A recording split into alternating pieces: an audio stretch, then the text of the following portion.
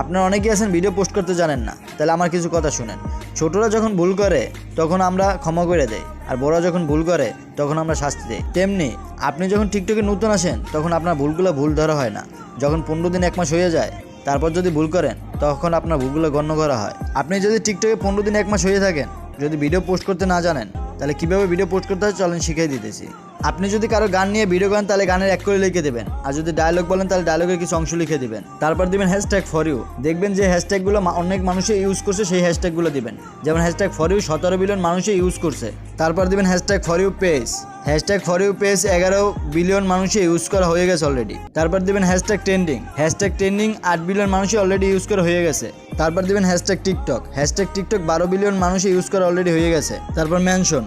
আপনি যদি কাউকে মেনশন করতে চান আপনার ভিডিও, তাহলে মেনশন করতে পারবেন। Who can this watch this video, এটা সবসময় খেয়াল রাখবেন এভরিওয়ানে করা আছে কিনা, নাহলে সবসময় এভরিওয়ানে করে দিবেন। অ্যালাউ কমেন্ট, অ্যালাউ ডুয়েট, আপনারা এই 3টা অন করে দিবেন। তারপর ভিডিওটা পোস্ট করে দিবেন।